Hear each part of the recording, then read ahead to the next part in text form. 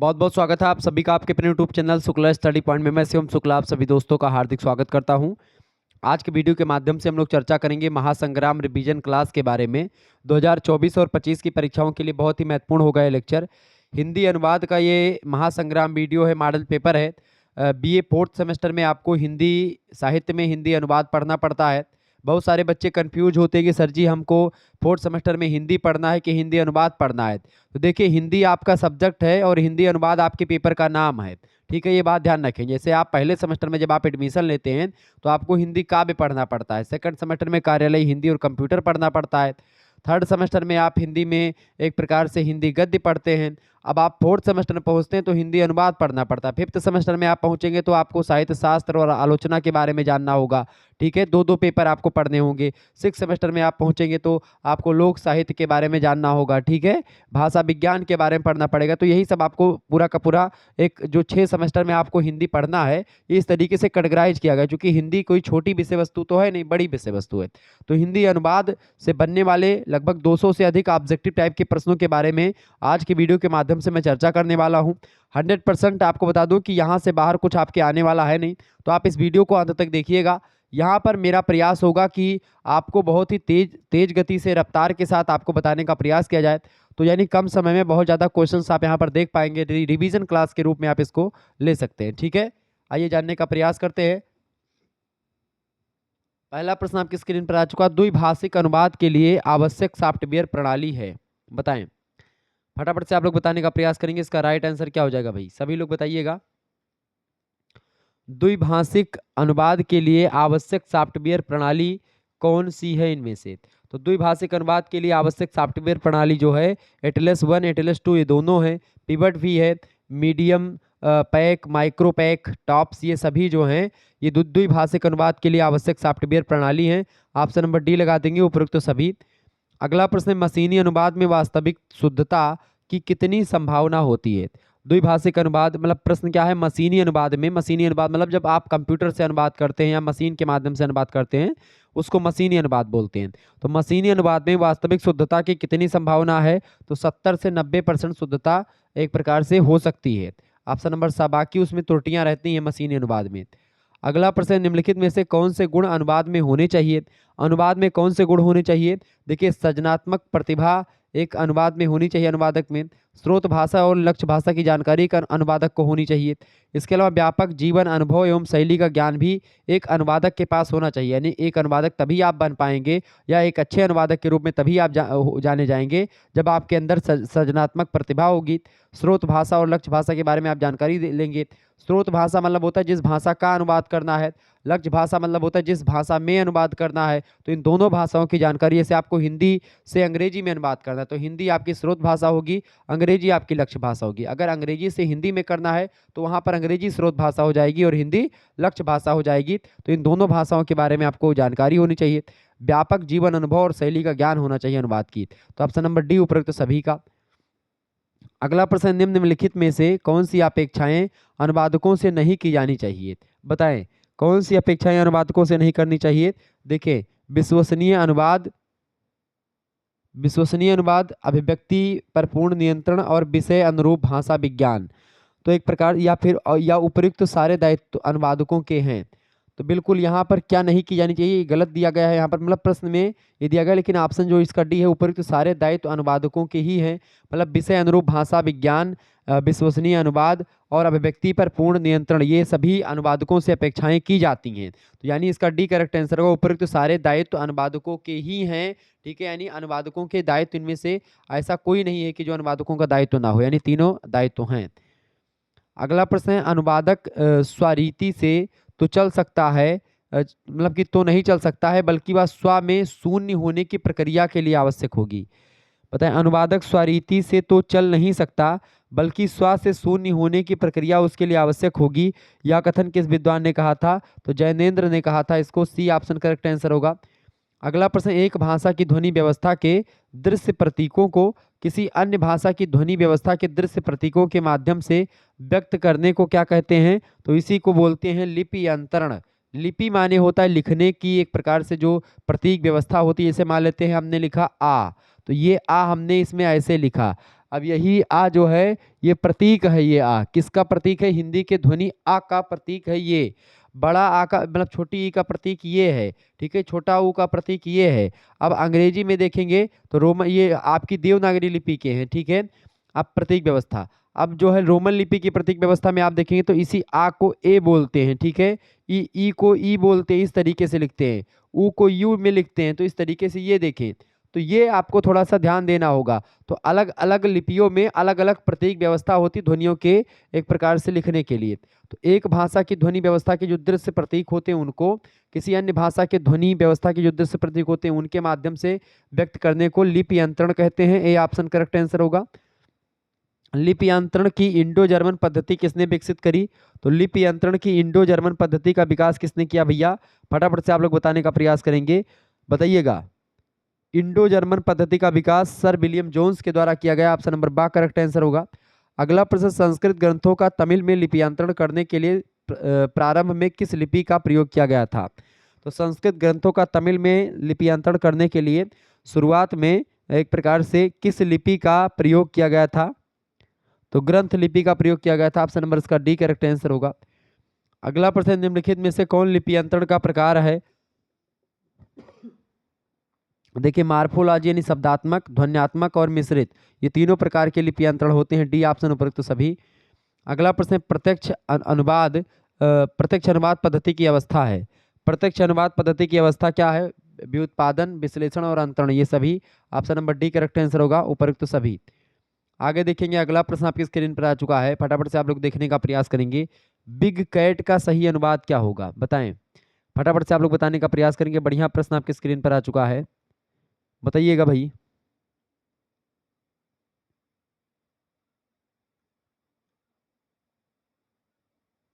बढ़िया प्रश्न आपकी स्क्रीन पर आ चुका है।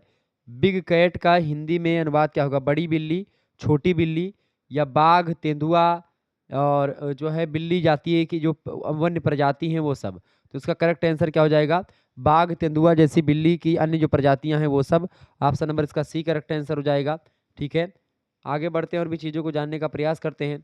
एक बार सभी लोग वीडियो को लाइक कर दीजिएगा, चैनल पर नए आए हैं तो सब्सक्राइब जरूर कर दीजिएगा, क्योंकि ऐसे ही वीडियोस मैं लगातार आपके लिए बनाता रहता हूं। ठीक है, चलें आगे देखते हैं। अगला प्रश्न है, तो कानपुर विश्वविद्यालय के लिए लेक्चर बहुत ही महत्वपूर्ण है, महात्मा गांधी काशी विद्यापीठ के लिए, MJPRU के लिए, ठीक है, इन सभी के लिए महत्वपूर्ण है, तो आप इस लेक्चर को अंत तक जरूर देखेंगे। चलें अगला प्रश्न, लीला शब्द के अनुवाद के लिए क्या अपेक्षित है? लीला शब्द के अनुवाद के लिए क्या अपेक्षित है भैया? विषय कोश, पुराण कोश, मिथक कोश, ये सभी आवश्यक हैं। Option number D correct answer होगा, उपयुक्त सभी। अगला क्वेश्चन आपकी स्क्रीन पर आ चुका है, जो है एल्कलीज हील का सही अनुवाद क्या होगा? तो जो है एक हील का मतलब एक हील का सही अनुवाद जो होगा वो घातक कमजोरी होगा। ऑप्शन नंबर इसका बा करेक्ट आंसर होगा। हिंदी शब्दकोश में पहला शब्द कौन सा होगा इनमें से? अगर इनमें से हिंदी शब्दकोश में पहले शब्द को सजाने की बात आई तो वर्ण अनुक्रम के हिसाब से सजाते हैं, तो इसमें अजर सबसे पहले आएगा। देखें आ तो सब में से में ठीक है। अब देखेंगे हिंदी वर्णमाला में उससे बाद में कौन आएगा, तो देखें जा जो होता है आपका, चा छा जा झा, या पाफा बाभा यानी माँ बाद में आएगा, धा ता था दाधा ये भी धा वाला बाद में आएगा, सा भी बाद में आएगा, जा जो होगा ये आके मतलब कि ये जा। अब जब आ इसको तीनों में आ है तो आ हम काट देंगे। अब देखेंगे ये जा जो है वर्णमाला में सबसे पहले जा आएगा कि माँ आएगा कि धा आएगा कि रा आएगा, तो हमने देखा कि जा आ रहा है, तो इसमें क्या हो जाएगा? अजर। Option number A correct answer. अजर माने क्या होता है? जो कभी बुढ़ा ना हो, ठीक है, वो अजर होता है। अमर माने जो कभी मरे ना, ठीक है, ये बात ध्यान रखेंगे। अगला प्रश्न है, एडहोक का अर्थ क्या होता है? एडहोक का हिंदी अर्थ क्या होता है? एडहोक का मतलब होता है तदर्थ। ऑप्शन नंबर इसका डी करेक्ट आंसर होगा। अगला प्रश्न है, सनडाई का क्या अर्थ होता है? सनडाई का क्या अर्थ होता है भैया? सनडाई का मतलब क्या होता है? अनिश्चित काल तक। ठीक है, ऑप्शन नंबर इसका सा करेक्ट आंसर होगा। अगला प्रश्न, डिफेक्टो का अर्थ क्या है? डिफेक्टो का मतलब होता है वास्तव में। Option number A correct answer होगा इसका। नेक्स्ट क्वेश्चन आप देखने का प्रयास करेंगे। अगला क्वेश्चन है, थियारस यानी राजे में मूलतः कितने शब्द थे? थियारस में कितने मूलतः कितने शब्द थे? तो लगभग 1000। Option number A correct answer होगा इसका। संस्कृत में अमरकोश यानी हलायुध क्या है? तो संस्कृत में अमरकोश या हलायुध क्या है भाई? तो शब्दकोश है, डिक्शनरी है, बी ऑप्शन राइट आंसर होगा। अगला क्वेश्चन है, निम्नलिखित में से कौन सुमेलित नहीं है? इनमें से बताएं, निम्नलिखित में से कौन सुमेलित नहीं है? फटाफट से आप लोग बताएंगे। देखें ये सभी सुमेलित हैं, ठीक है, ये सभी सुमेलित हैं। अंग्रेजी जो है मैथिली शब्दकोश का है, ये भी बिल्कुल से ठीक है। मद्दा हिंदी बंगला कोश है, 1915 में प्रकाशन हुआ, ईश्वरी प्रसाद शर्मा का है, ये भी बिल्कुल ठीक है। हिंदुस्तानी भाषा कोश 1704 में प्रकाशित फ्रांसीसी एम थ्रोनेसिस का है। A dictionary of Hindustani language 1773 में प्रकाशित है, जॉन फर्ग्यूसन का है। तो ये सभी बिल्कुल करेक्ट हैं, यानी इनमें से सभी सुमेलित हैं। तो ये यहाँ पर कर लें, इनमें से कौन सही सुमेलित है, तो ऑप्शन नंबर इसमें ई एक कर लीजिएगा, ऑप्शन में उपरोक्त तो सभी वही लगा देंगे।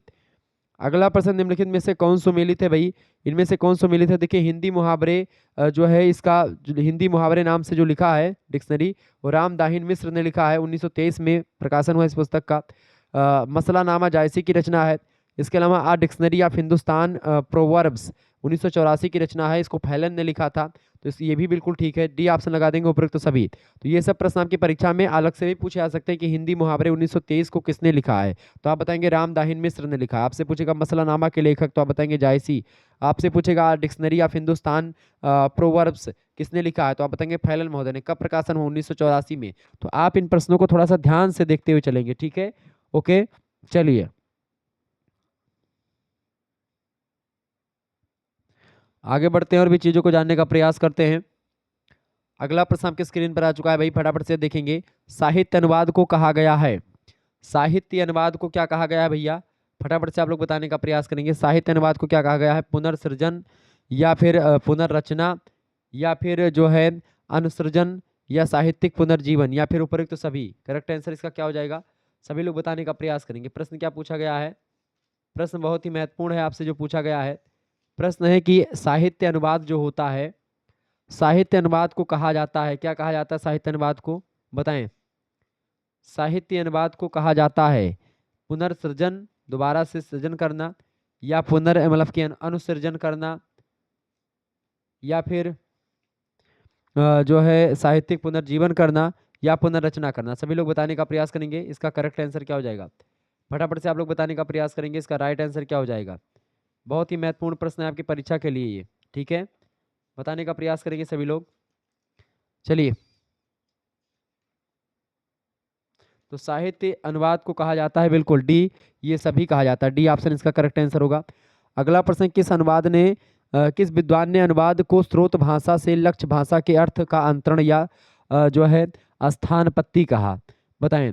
तो इसको कहा था किसने भाई, नाइडा ने कहा था। नाइडा एक अमेरिकी विद्वान है, और कैटफोर्ड यानी ब्रिटिश विद्वान, इन दोनों ने कहा था कि अनुवाद जो होता है स्रोत भाषा का, यानी जिस भाषा का अनुवाद करना है, लक्ष्य भाषा के यानी जिस भाषा में अनुवाद करना है, उसके अर्थ का अंतरण या स्थानापत्ति होती है। इसका सी ऑप्शन करेक्ट आंसर होगा, आ बा दोनों।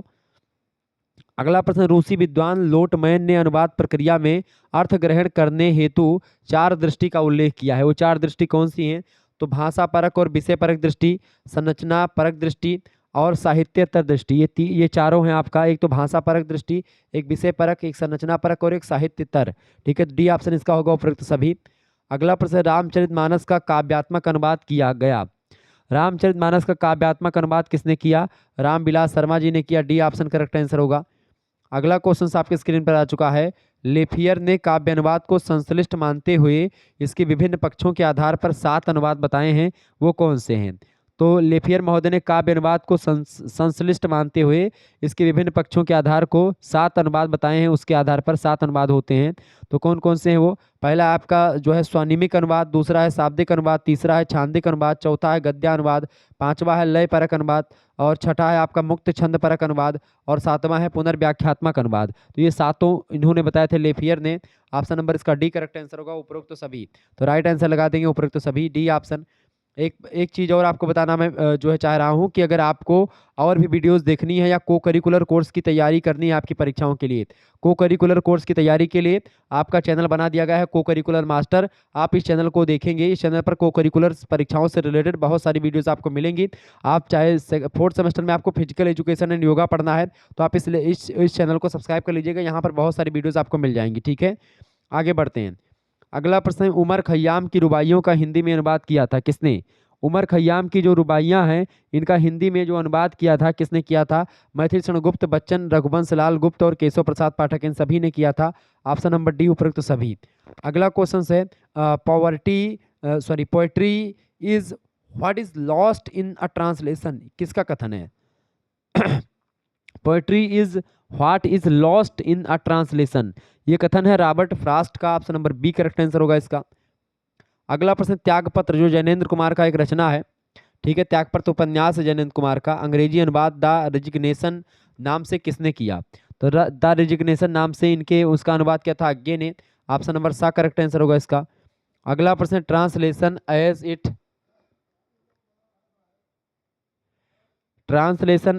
It is well known bring out of the hidden possibilities of a language, ये किसका कथन है? तो ये कथन अनुवाद को लेकर के किसने कहा था? जॉर्ज कैंपेबेल ने कहा था। बी ऑप्शन क्या कहा था कि translation as it is well known bring out of the hidden possibilities of a language. B option correct answer होगा। उरुभंग के अनुवादक हैं, उरुभंग के अनुवादक कौन है भैया? राधा वल्लभ त्रिपाठी जी उरुभंग के अनुवादक हैं। ऑप्शन नंबर इसका सा करेक्ट आंसर होगा। आगे बढ़ते हैं और भी चीजों को जानने का प्रयास करते हैं, फटाफट से आप लोग देखने का प्रयास करेंगे। चले अगला क्वेश्चन से, पर्याय कोश की विशेषता है, फटाफट से आप बताएंगे पर्याय कोश की क्या विशेषता है भैया? बहुत बढ़िया प्रश्न आपकी स्क्रीन पर आ चुका है, सभी लोग बताने का प्रयास करेंगे। पर्याय कोश जो होता है इसकी क्या विशेषता होती है, बताएंगे। पर्याय कोश की क्या विशेषता होती है, बताएं। तो पर्याय कोश की क्या विशेषता होती है भाई? या थियारस से मिलता जुलता है पर्याय कोश, या फिर वर्ण क्रम से संग्रह होता है इसका, बिल्कुल। तो थियारस से बिल्कुल मिलता जुलता है पर्याय कोश। वर्ण क्रम से संग्रहित होता है, यानी वर्ण के अनुक्रम में होता है। शब्दों के पर्यायवाची, समानार्थक और विपरीत अर्थों की सूची भी होती है। तो पर्याय कोश की ये सारी विशेषताएं हैं। ऊपर तो सभी लगा देंगे, करेक्ट आंसर हो जाएगा डी ऑप्शन इसका, ठीक है। आगे देखेंगे, अगला प्रश्न है, एक भाषिक कोश की उपयोगिता है। एक भाषिक कोश की क्या उपयोगिता है? देखिए, स्रोत भाषा के अप्रचलित शब्द को जानने के लिए एक भाषिक कोश की आवश्यकता पड़ती है, और किसी शब्द का विशेष संदर्भ में अर्थ जानने के लिए भी एक भाषिक कोश की उपयोगिता होती है। इसका सी ऑप्शन करेक्ट आंसर हो जाएगा, आ बा दोनों, ठीक है। आगे देखेंगे, अगला प्रश्न, द्विभाषिक कोश की उपयोगिता है। द्विभाषिक कोश की क्या उपयोगिता होती है? द्विभाषिक कोश का मतलब होता है, एक भाषिक कोश में क्या होता है, भाषा जो होती है, जैसे मान लेते हैं हिंदी में ही शब्द है और हिंदी में उसका अर्थ है, तो ये एक भाषिक कोश हो जाएगा। द्विभाषिक कोश जैसे अंग्रेजी हिंदी डिक्शनरी आपने देखा होगा, तो वही द्विभाषिक कोश होता है। कोश माने डिक्शनरी होता है, द्विभाषिक मतलब दो भाषाओं का, ठीक है। तो द्विभाषिक कोश का मतलब होता है डिक्शनरी, ठीक है, जो अंग्रेजी और हिंदी की हो सकती है, संस्कृत और हिंदी की हो सकती है, जर्मनी और अंग्रेजी की हो सकती है, ठीक है, जर्मन अंग्रेजी की हो सकती है, फ्रेंच अंग्रेजी की हो सकती है, फ्रेंच हिंदी की हो सकती है, ठीक है। तो इस तरीके से तो द्विभाषिक कोश की उपयोगिता क्या है? इसकी उपयोगिता है स्रोत भाषा के शब्द का लक्ष्य भाषा में प्रतिशब्द जानना, यानी जैसे मान लेते हैं स्रोत भाषा, मान लेते हैं आपको जानना है कि बिल्ली को अंग्रेजी में क्या कहते हैं, तो बिल्ली के लिए अंग्रेजी में, अब बिल्ली स्रोत भाषा है, अब आपको अनुवाद करना है, बिल्ली शब्द आ गया, बिल्ली के लिए क्या बिल्ली लिखेंगे? नहीं, अब लक्ष्य भाषा में देखेंगे कि उसके लिए बिल्ली के स्थान पर किस शब्द का प्रयोग करते हैं, तो उसके प्रतिशब्द क्या आ जाएगा? यहाँ पर कैट आ जाएगा, CAT कैट। तो यहाँ पर इस कैट का प्रयोग हम करेंगे, ठीक है। तो स्रोत भाषा के शब्द का लक्ष्य भाषा में प्रतिशब्द जानना, इसको द्विभाषिक कोश का उपयोग होता है। इसके अलावा व्यावसायिक और तकनीकी विषयों की पारिभाषिक शब्दावलियों के लिए भी द्विभाषिक कोश की उपयोगिता होती है, ठीक है। इसका सा करेक्ट आंसर हो जाएगा, आ और बा दोनों इसका राइट आंसर होगा। आगे देखिएगा, अगला प्रश्न, एक भाषी कोश के उदाहरण हैं। एक भाषी कोश के उदाहरण क्या हैं, बताएं। एक भाषी कोश के उदाहरण है, देखें, हिंदी शब्द सागर जो है, संक्षिप्त हिंदी शब्द सागर, इसके संपादक हैं रामचंद्र वर्मा। तो ये हिंदी शब्द सागर जो है संक्षिप्त हिंदी शब्द सागर के नाम से प्रकाशित है, तो इसके संपादक रामचंद्र वर्मा है। ये एक भाषी कोश है। बृहत हिंदी कोश जो है, इसके संपादक हैं कालिका प्रसाद और अन्य। तो ये दोनों एक प्रकार से एक भाषी कोश है, यानी इसमें हिंदी से ही रिलेटेड है और हिंदी के शब्दों के ही अर्थ इसमें बताए गए हैं, ठीक है। तो बृहत हिंदी कोश और हिंदी शब्द सागर ये एक भाषी कोश के उदाहरण हैं। ऑप्शन नंबर इसका सा करेक्ट आंसर होगा, आ बा दोनों करेक्ट आंसर होगा इसका। आगे देखेंगे, द्विभाषी कोश सहायक हैं। द्विभाषी कोश किसमें सहायक हैं? स्रोत भाषा का लक्ष्य भाषा पर्याय देखने में, बिल्कुल, स्रोत भाषा का लक्ष्य भाषा में पर्यायवाची देखने के लिए द्विभाषी कोश सहायक होंगे। लक्ष्य भाषा का स्रोत भाषा में पर्याय देखने के लिए, बिल्कुल, दोनों का एक प्रकार से, चूंकि आप देखेंगे अगर कैट माने बिल्ली होता है तो बिल्ली माने कैट भी होता है, यानी कि दोनों एक दूसरे के पर्यायवाची होते हैं, इस तरीके से। तो ऑप्शन नंबर इसका सा करेक्ट आंसर होगा, आ बा दोनों इसका राइट आंसर होगा। आगे देखेंगे, अगला क्वेश्चन से द्विभाषिक कोश है। द्विभाषिक कोश क्या है भैया? देखिए, स्रोत भाषा का लक्ष्य भाषा में पर्याय देखने में, ठीक है। और लक्ष्य भाषा का स्रोत भाषा में पर्याय देखने में, बिल्कुल आ बा दोनों इसका करेक्ट आंसर होगा।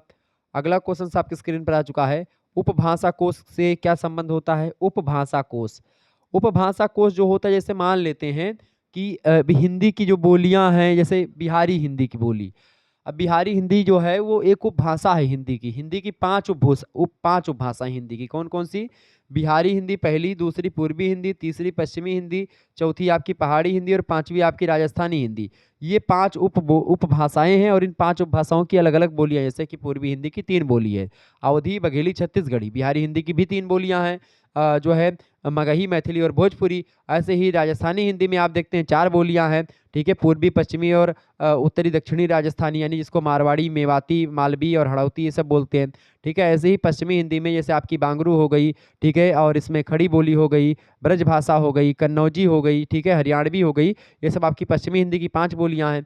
ऐसे ही जो है पहाड़ी हिंदी की भी 3 बोलियां हैं, उसमें आपकी जो है नेपाली, मड़ी मतलब कि नेपाली, कुमायूनी और गढ़वाली, ये 3 बोलियां। तो इस तरीके से ये बोलियों का कुछ कैटेगराइजेशन था, मैंने आपको बता दिया। तो जो उपभाषाएं होती हैं या बोलियां होती हैं, उन्हीं बोलियों का आपस में कि भाई ब्रज में किसी चीज को क्या कहते हैं, उसको अवधि में क्या कहते हैं, इस तरीके से होने लगे तो उसको बोलते हैं उपभाषा कोश, ठीक है। तो उपभाषा कोश के संबंध में किसी बोली के शब्द को जानने के लिए, बिल्कुल ठीक है। मानक भाषा के साहित्य में मानक भाषा के इतर शब्दों के संदर्भ को समझने के लिए, जैसे अब मानक भाषा क्या होती है, जैसे कि जो पश्चिमी हिंदी की एक बोली थी खड़ी बोली, खड़ी बोली को धीरे धीरे क्या हुआ, मानकीकरण हुआ, खड़ी बोली का प्रयोग बैंकों में होने लगा, कर्मचारियों लोग करने लगे, सरकारी दफ्तरों में होने लगा, तो भारत के जितने भी कार्यालय थे, सरकारी कार्यालय, उन सभी में इसका प्रयोग होने लगा। तो वो एक प्रकार से क्या हो गई, वो आपकी मानक भाषा बन गई। मानक भाषा मतलब जिसको मान लिया गया हो और सरकार की मान्यता हो, सरकार में या न्यायालयों में या अलग अलग स्थानों पर प्रयुक्त होती हो, ठीक है, सरकारी कामकाज के लिए। तो वो एक प्रकार से ऑफिशियल लैंग्वेज, मानक लैंग्वेज वही होती है। तो हिंदी की जो एक प्रकार से बोली है, खड़ी बोली, उसको मानक माना गया है, ठीक है, पश्चिमी हिंदी की बोली है तो उसको मानक मान लिया गया। और आप देखते हैं महावीर प्रसाद द्विवेदी ने इसको एक प्रकार से अपने जो है उसमें सरस्वती पत्रिका का संपादन किया और उससे बहुत ज़्यादा पारिष्कृत करवाया, और खड़ी हिंदी को एक प्रकार से हिंदी की मानक बोली के रूप में, मानक भाषा के रूप में आ गई।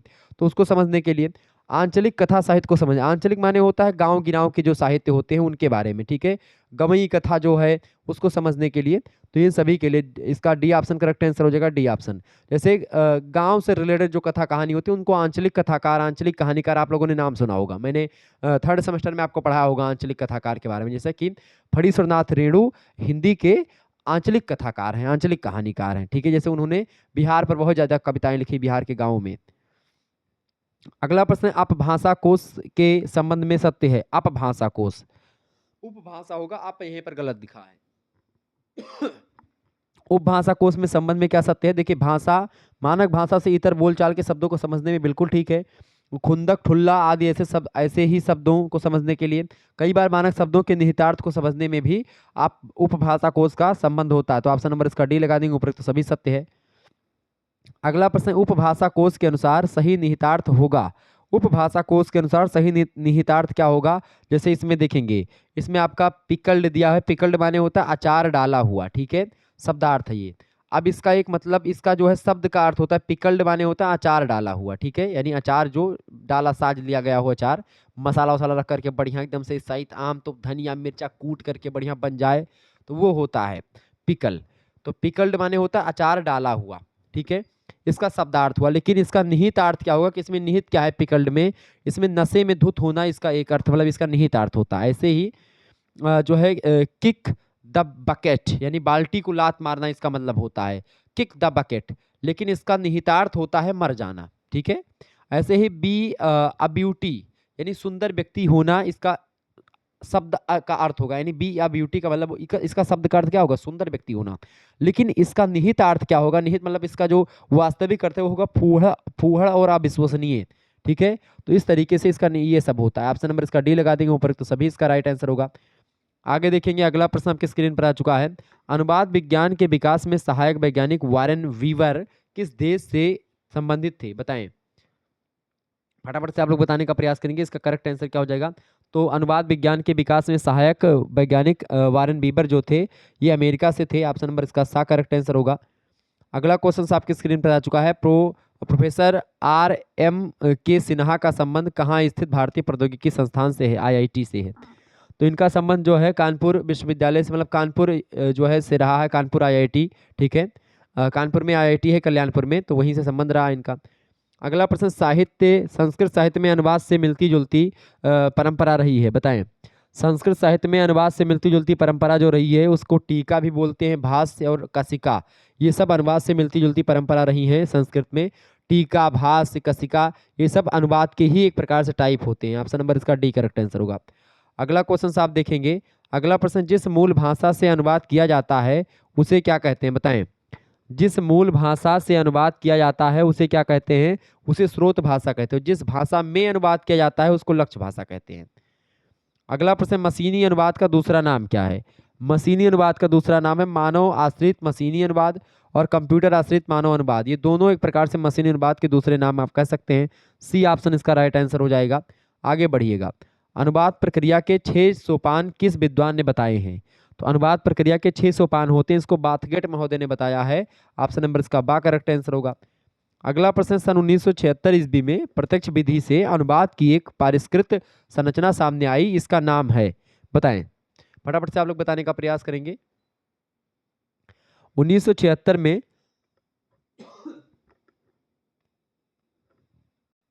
1976 ईस्वी में प्रत्यक्ष विधि से अनुवाद की एक परंपरा, एक परिष्कृत संरचना सामने आई, इसका नाम क्या है? इसका नाम क्या है भैया? इसका नाम है सूसी, यानी कि SUSY, और गीता यानी कि गेता, ठीक है, GATA। तो इसका मतलब सॉरी, एक मिनट, प्रश्न क्या पूछा गया? 1976 की बात हो रही ना। 1976 में प्रत्यक्ष विधि से अनुवाद की एक परिष्कृत संरचना सामने आई, इसका क्या नाम था? इसका नाम था सिस्ट्रॉन। सी ऑप्शन इसका सिस्ट्रॉन राइट आंसर होगा। अगला प्रश्न, परोक्ष विधि की मशीनी अनुवाद में गेता किस देश की प्रणाली है? तो गेता किस देश की प्रणाली है भैया? गेता जो है ये फ्रांस की प्रणाली है, ठीक है, फ्रांस की प्रणाली है गेता। ऑप्शन नंबर इसका सा करेक्ट आंसर होगा। अगला प्रश्न, अंतर्भाषिक विधि के आधार पर मशीनी अनुवाद के लिए विकसित फुजित्सु सिस्टम किस देश का है? तो फुजित्सु सिस्टम जो है किस देश का है? ये जापान का है। ऑप्शन नंबर इसका ए करेक्ट आंसर होगा। अगला प्रश्न, निम्न में से कौन मशीनी अनुवाद के घटक है? इनमें से देखिए, कंप्यूटर, भाषा, मनुष्य, ये मशीनी अनुवाद के घटक इनमें से सभी हैं। Option number D correct answer होगा। अगला क्वेश्चन से, पदबंध अभिरचना यानी फ्रेज पैटर्न के आधार पर निम्नलिखित में से कौन सुमेलित नहीं है? इनमें से तो देखिए, इनमें से तीनों सुमेलित ही हैं।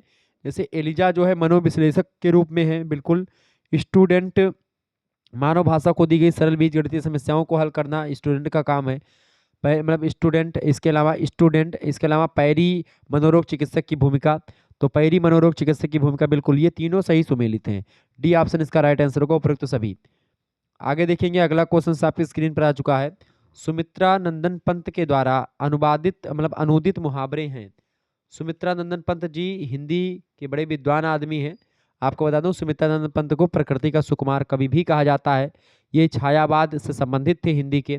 तो सुमित्रा नंदन पंत द्वारा अनुदित जो मुहावरे हैं उसमें पुण्य इच्छा और स्वर्ण युग, गोल्डन एज, और स्वर्णिमतीत यानी गोल्डन पास्ट, ठीक है, पियोस विस, ठीक है, पियोस बीस, golden age and golden past, ये सुमित्रानंद पंत के द्वारा अनुदित मुहावरे हैं। Option number D correct answer का उपयुक्त सभी। अगला प्रश्न, सफल अनुवाद की अनिवार्य शर्त है। सफल अनुवाद की अनिवार्य शर्त होती है अर्थ ग्रहण कराने की सच्ची शक्ति, यानी कि जब भी आप जो है जो मूल भाषा है उसका जो अर्थ निकले वही जब आप अनुवाद कर ले लक्ष्य भाषा, उसमें भी वही अनुवाद मतलब वही अर्थ निकले, तो आप जान लीजिए सही अनुवाद हुआ है। व्याकरण सम्मत शब्द योजना और वाक्य योजना का प्रयोग भी अनुवाद में करना पड़ता है। पारदर्शी, स्पष्ट और सुवाच्य और प्रवाहमयी भाषा का प्रयोग आपको करना पड़ता है। ठीक ठाक शब्दावलियों का प्रयोग करना पड़ता है ताकि समझ में आ जाए। तो डी ऑप्शन करेक्ट आंसर होगा, उपयुक्त सभी जो है अनिवार्य शर्त है सफल अनुवाद की। अगला क्वेश्चन आपकी स्क्रीन पर आ चुका है। डॉक्टर भोलानाथ तिवारी द्वारा उल्लिखित अनुवाद के 6 चरणों में से कौन सा नहीं सम्मिलित है? इनमें से बताएं। भोलानाथ तिवारी के द्वारा उल्लिखित अनुवाद के 6 चरणों में कौन सा सम्मिलित नहीं है इनमें से? तो देखिए, इनमें से सभी सम्मिलित हैं। वैसे मूल पाठ बोधन, विश्लेषण, भावांतरण, पुनरीक्षण, तुलना और समायोजन, ये 6 एक प्रकार से चरण बताए हैं किसने? डॉक्टर भोलानाथ तिवारी ने। किसके? अनुवाद के। तो अनुवाद के 6 चरण किसने बताए हैं? डॉक्टर भोलानाथ तिवारी ने बताए हैं, और भी विद्वानों ने 6 चरण बताए हैं, ठीक है।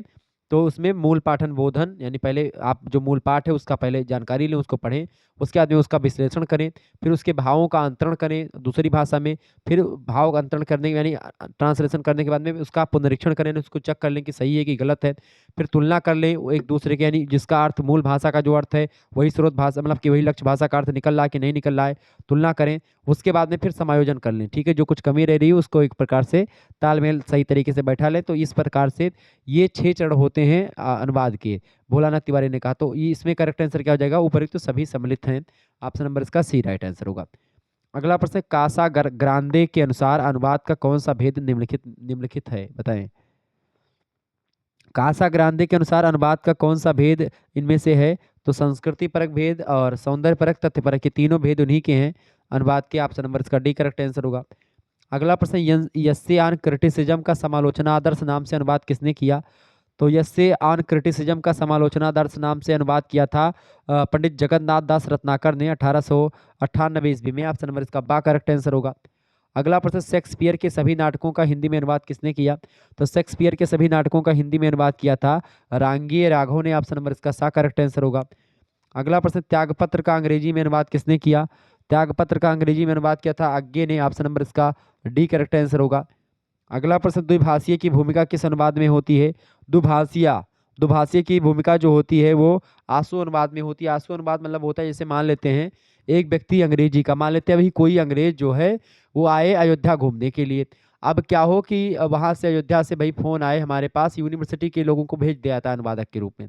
मान लेते भी हमारे पास फोन है कि शुक्ला सर जी एक हमको अनुवादक भेज दीजिए, और हमारे पास जो है मतलब एक जो है वो आए हैं फॉरेन आए हैं फॉरेनर, तो इनके लिए आपको चाहिए कि भाई इनको आपको सजेशन देना है, इनको बताना है कि भाई आपको घुमाना है पूरे के पूरे अयोध्या में, उनको समझाना है, ठीक है। तो वो होता है आंसू अनुवाद, यानी कि मतलब एक हिंदी अनुवादक है, मान लेते हैं 2 लोग हैं, ठीक है।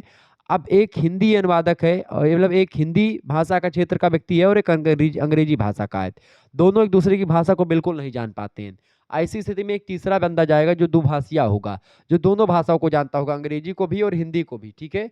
तो क्या हो जाएगा, वो हमारी बातों को जो मैं अंग्रेजी में कहूँगा उसको हिंदी में उसको बताएगा, और वो जो हिंदी में बोलेगा वो मुझे अंग्रेजी में बताएगा, ठीक है। तो इस तरीके से दुभाषिया यही होता है, आंसू अनुवाद तुरंत होता है, बगल में तुरंत बोलेंगे उसका अनुवाद तुरंत।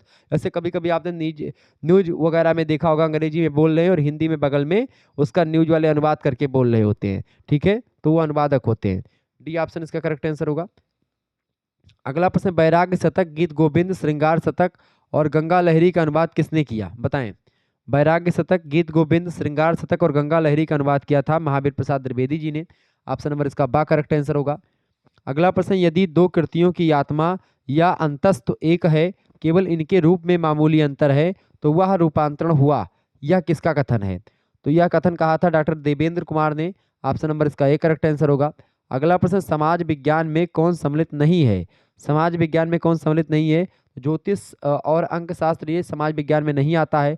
सामाजिक विज्ञानों में इतिहास, भूगोल, समाजशास्त्र, दर्शन शास्त्र, राजनीति शास्त्र, अर्थशास्त्र, तीनों आते हैं। ज्योतिष और अंकशास्त्र ये एक प्रकार से समाज विज्ञान में नहीं आता है, ठीक है, ऑप्शन नंबर डी करेक्ट। ये सब वास्तविक विज्ञान है, ठीक है, प्राकृतिक विज्ञान है। अगला प्रश्न, एक भाषा की ध्वनि व्यवस्था के दृश्य प्रतीकों का किसी अन्य भाषा की ध्वनि व्यवस्था के दृश्य प्रतीकों के माध्यम से अंतरण को क्या कहते हैं, तो उसी को क्या बोलते हैं, फटाफट से आप लोग बताने का प्रयास करेंगे। एक भाषा की ध्वनि व्यवस्था के दृश्य प्रतीकों का किसी अन्य भाषा की ध्वनि व्यवस्था के दृश्य प्रतीकों के माध्यम से अंतरण को ही लिपि अंतरण कहते हैं, ए ऑप्शन करेक्ट आंसर होगा। अगला क्वेश्चन है, भाषा विज्ञान के सॉफ्टवेयरों के प्रयोग से कंप्यूटर यानी मशीन के द्वारा किया गया अनुवाद क्या कहलाता है, तो क्या कहलाता है भैया, वो मशीनी अनुवाद कहलाता है, ऑप्शन नंबर इसका बी करेक्ट आंसर होगा। अगला क्वेश्चन है, संस्कृत साहित्य अथवा भाषा विज्ञान में अनुवाद का कौन सा संदर्भ नहीं है, बताएं। संस्कृत साहित्य अथवा भाषा विज्ञान में अनुवाद का कौन सा संदर्भ इनमें से नहीं है, देखिए इनमें से सभी संदर्भ हैं, ठीक है, यहाँ पर इसमें गलत कर नहीं है, गलत हो गया। प्राप्तस्य पुनः कथना शब्दार्थ चिंतामणि से लिया गया है। मतलब कि ज्ञात अर्थस्थ प्रतिपादनम ये भी ठीक है। अनुवादित चरणानाम ये अष्टाध्यायी से लिया गया है, ये बिल्कुल ठीक है, सभी कथन, तो डी ऑप्शन इसका सभी कथन सही है, ठीक है। अगला प्रश्न, विभिन्न भारतीय भाषाओं में अनुवाद के लिए कौन सा शब्द सुमेलित नहीं है, यहाँ पर नहीं वाले थोड़ा सा काट देंगे, ठीक है, सभी सुमेलित हैं बिल्कुल।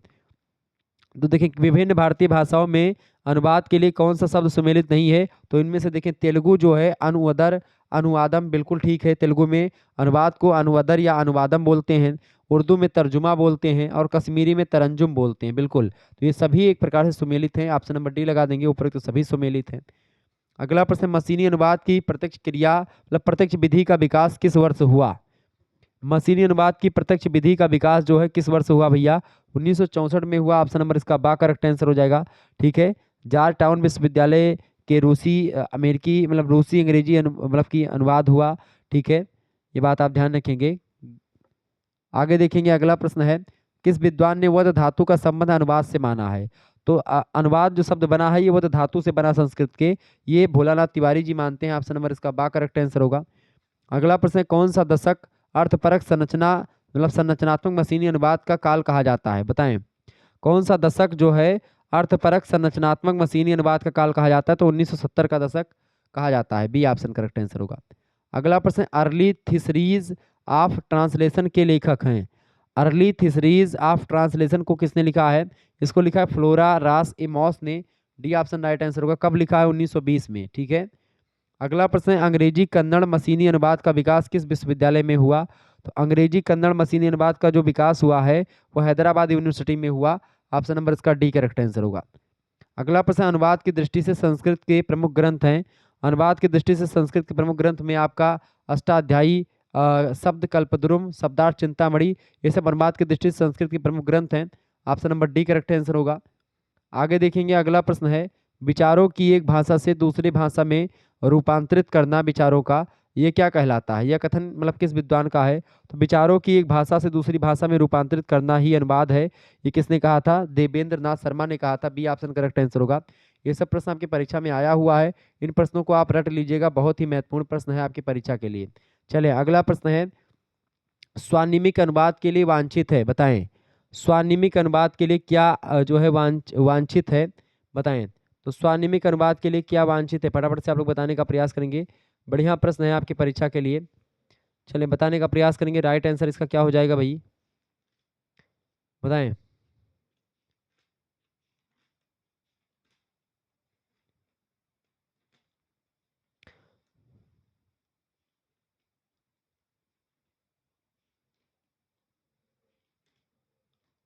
बढ़िया प्रश्न है आपकी स्क्रीन पर जो आ चुका है, सभी लोग बताने का प्रयास करेंगे। स्वानिमिक अनुवाद के लिए वांछित क्या है भैया? उसके लिए वांछित है नाद सौंदर्य, सजीव सजातीय ध्वनि व्यवस्था और शब्द संपदा। स्वानिमिक अनुवाद के लिए सभी वांछित है। ऑप्शन नंबर इसका डी करेक्ट आंसर होगा। अगला प्रश्न आपकी स्क्रीन पर आ चुका है, जॉन मिल्टन की कविता जो ईट्स है, मतलब कि मिल्टन की कविता ईट्स की कविता का हिंदी में मरकत द्वीप का स्वर नाम से लयात्मक अनुवाद किसने किया? तो मिल्टन की कविता ईट्स की कविता का हिंदी में मरकत द्वीप का स्वर नाम से अनुवाद लयात्मक अनुवाद किसने किया? तो बच्चन जी ने किया था। ठीक है, Harivansh Rai Bachchan. C option correct answer होगा। अगला प्रश्न, मैकबेथ और ओथलो का रोला छंद में अनुवाद किसने किया था? मैकबेथ और ओथलो का रोला छंद में अनुवाद किया था बच्चन जी ने। ऑप्शन नंबर इसका बा करेक्ट आंसर होगा। अगला प्रश्न, a translator is to be like his author, it is not his business to excel him, किसने कहा? बताएं। ये कथन था मैडनिको का। इन्होंने क्या कहा? या translator is to be like his author, it is not his business to excel him. ठीक है, इसका बी ऑप्शन राइट आंसर होगा। नेक्स्ट क्वेश्चन से, मदन सोनी ने मालविकाग्निमित्रम का अनुवाद किस बोली में किया? मालविकाग्निमित्रम के लेखक कौन है? तो कालिदास जी हैं। इसका मदन सोनी ने अनुवाद किया, किस बोली में किया था? तो बुंदेली में किया था। इसका डी ऑप्शन करेक्ट आंसर होगा। आगे देखेंगे, जो है मूल कृति से रागात्मक संबंध जितना अधिक होगा अनुवाद का प्रभाव उतना ही बढ़ जाएगा, यह कथन किसका है? तो यह कथन कहा था बच्चन जी ने। ऑप्शन नंबर बा करेक्ट आंसर होगा, परीक्षा में प्रश्न आता हुआ है ये। अगला प्रश्न, काव्य अनुवाद को सुगंध काव्य अनुवाद की सुगंध की सीसी बदलने की उपमा किसने दी? काव्य अनुवाद को सुगंध की सीसी बदलने की जो है उपमा किसने दी? सुगंध की सीसी बदलने की उपमा किसने दी है काव्य अनुवाद को? तो किसने दी भैया? प्रभाकर माचवे जी ने दी है। ए ऑप्शन करेक्ट आंसर होगा। अगला प्रश्न, अनुवाद विज्ञान सिद्धांत और प्रयोग किसकी रचना है? अनुवाद विज्ञान सिद्धांत और प्रयोग, इसको लिखा है प्रोफेसर राजमणि शर्मा ने। ऑप्शन नंबर इसका सा करेक्ट आंसर होगा। अगला प्रश्न, डॉक्टर विश्वनाथ अय्यर लिखित पुस्तक का क्या नाम है? डॉक्टर विश्वनाथ अय्यर के द्वारा लिखित पुस्तक का क्या नाम है? अनुवाद कला। ऑप्शन नंबर इसका बा करेक्ट आंसर होगा। अगला प्रश्न, प्रत्येक भाषा में रीति नीति, प्रेम, वासना, आवेश, स्पंदन तथा सुप्त असुप्त चेतना आदि से संबंधित बहुत सी ऐसी शब्दावलियाँ होती हैं जिनका ज्यों का त्यों अनुवाद किसी दूसरी भाषा में हो ही नहीं सकता। ये किसका कथन है? ये डॉक्टर जॉर्ज कैंपबेल का कथन था। सी ऑप्शन इसका राइट आंसर होगा।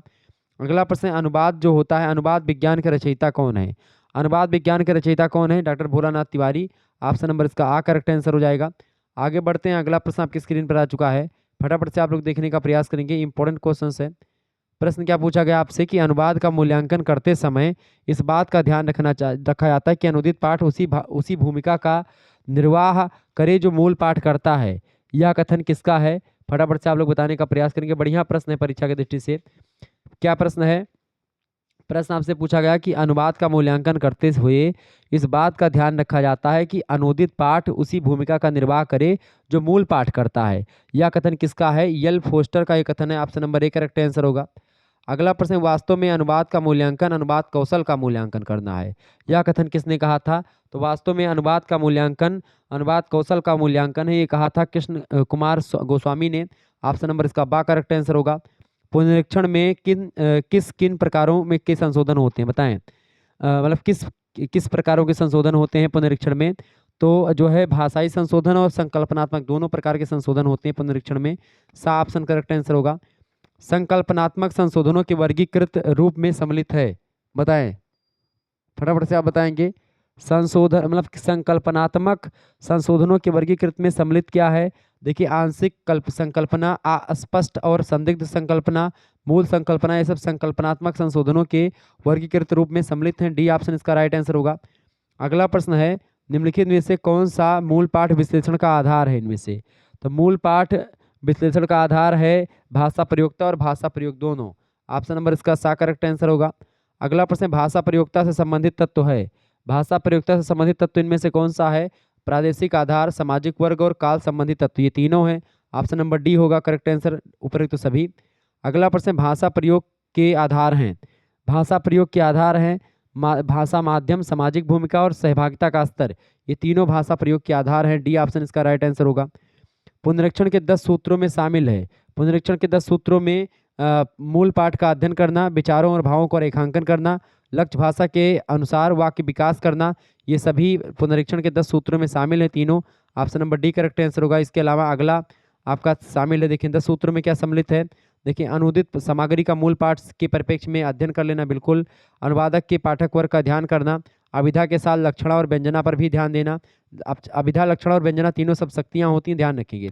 डी ऑप्शन ये सभी पुनरीक्षण के 10 सूत्री में ये भी शामिल हैं। अगला क्वेश्चन आप देखेंगे पुनरीक्षण के 10 सूत्रों में सम्मिलित हैं। तो देखिए, संपूर्ण और सही अर्थ व्यक्त करने वाला अनुवाद, ये भी सम्मिलित है। लक्ष्य पाठक के अनुसार विषय वस्तु और भाषा शैली होनी चाहिए, बिल्कुल ये भी सही है। पाद टिप्पणी आवश्यकता के अनुसार तटस्थ और पुनरीक्षक की भूमिका, ये बिल्कुल करेक्ट आंसर है। डी ऑप्शन इसका भी। तो इस तरीके से आप लोग बहुत सारे महत्वपूर्ण प्रश्नों को जान पा रहे हैं। चले, अगला क्वेश्चन आपकी स्क्रीन पर आ चुका है, फटाफट से आप लोग देखने का प्रयास करेंगे। प्रश्न क्या पूछा गया है आपसे? प्रश्न है कि निम्न में से कौन सुमेलित नहीं है? इनमें से बताएं कौन सुमेलित नहीं भैया। तो देखिए, उत्पादन शुल्क और ड्यूटी स्टाइल से संबंधित नहीं है। बाकी अधिभार जो है इसका सरचार्ज बिल्कुल ठीक है। डेबिट ऋण से संबंधित है। बिल माने वसीयत या इच्छा पत्र बिल्कुल ठीक है। तो सी ऑप्शन ही सुमेलित नहीं है। अगला प्रश्न, निम्न में से कौन सुमेलित है? इनमें से बताएं इनमें से कौन सुमेलित है। देखिए, इनमें से जो सुमेलित है, जैसे टोल माने पथकर, ठीक है, यूनियन माने संघ, अतिक्रमण उल्लंघन, ये इसको वायलेशन बिल्कुल ठीक है। इसका डी उपयुक्त तो सभी सही है। अगला प्रश्न, निम्नलिखित में से कौन सुमेलित है? निम्नलिखित में से कौन सुमेलित नहीं है? इनमें से बताएं। देखिए, एजेंडा माने कार्यसूची, पदोन्नति यानी प्रमोशन माने पदोन्नति होता है, सस्पेंशन माने निलंबन होता, शुरू होना लैप्स नहीं होता इसका, ठीक है। तो यही आपका इसका डी वाला करेक्ट आंसर हो जाएगा, ये सुमेलित नहीं है। अगला प्रश्न, निम्न में से कौन सुमेलित है? इनमें से कौन सुमेलित है भैया? देखिए, स्थगित करना, होल्ड ओवर, अंतरिम, इंटरिम, बीजक, इनवॉइस, बिल्कुल ये सभी सुमेलित हैं। Option number D correct answer होगा। निम्न में से कौन सुमेलित नहीं है? बताएं इनमें से कौन सुमेलित नहीं है? दौलत कैश, ये सम्मिलित नहीं है। बाकी ये एक प्रकार से जो है एनुअल वार्षिक बिल विधेयक प्रतिकूल एडवर्स ये सम्मिलित है। ठीक है, दौलत कैश का मतलब दौलत से तात्पर्य नहीं है इसका। कैश मतलब रुपया पैसा होता है, दौलत जो है एक प्रकार से दूसरा दूसरा अर्थ भी दौलत का होता है। अगला प्रश्न, निम्नलिखित में से कौन सा सत्य है? निम्नलिखित में से कौन सा सत्य है भाई? ग्लास ग्रीक भाषा का शब्द बिल्कुल। ग्लोसा का प्रारंभिक अर्थ वाणी है। टिक्किन कोई ग्रीक भाषा का शब्द है बिल्कुल, ये तीनों सही हैं। ऑप्शन नंबर इसका द करेक्ट आंसर होगा। अगला प्रश्न, अभिनव पाणिनि कौन है? अभिनव पाणिनि कौन है भैया? अभिनव पाणिनि डॉक्टर रघुवीर को कहा जाता है, सी ऑप्शन करेक्ट आंसर होगा। आंग्ल भारतीय महाकोश कितने भागों में है? तो आंग्ल भारतीय जो महाकोश है वो 4 भागों में है, ऑप्शन नंबर इसका ए करेक्ट आंसर होगा। पारिभाषिक शब्दावली का मुख्य तत्व क्या है? पारिभाषिक शब्दावली का मुख्य तत्व है भैया शब्द, option number A correct answer होगा। अगला क्वेश्चन आप देखेंगे, राजेंद्र लाल मिश्र ने पारिभाषिक शब्दों को कितने वर्गों में विभाजित किया है? तो राजेंद्र लाल मिश्र ने पारिभाषिक शब्दों को 6 वर्गों में विभाजित किया है, बी ऑप्शन करेक्ट आंसर होगा। डॉक्टर विनोद गोदरे ने पारिभाषिक शब्दावली को किस भाग में विभाजित किया है? बताएं। तो उन्होंने जो है पूर्ण परिभाषिक और अर्ध परिभाषिक दोनों में विभाजित किया है, सी ऑप्शन करेक्ट आंसर होगा। अर्थ संरचना के निम्न स्तर पर परिभाषिक शब्दावली विशिष्ट होती है। तो अर्थ संरचना के निम्न स्तर पर परिभाषिक शब्दावलियां विशिष्ट होती हैं किन स्तरों पर? निश्चितता पर, अभिधात्मकता पर और सूक्ष्मता पर, इन सभी पर। डी ऑप्शन इसका राइट आंसर हो जाएगा। आगे देखेंगे, अगला क्वेश्चन आपकी स्क्रीन पर आ चुका है, निम्नलिखित में से कौन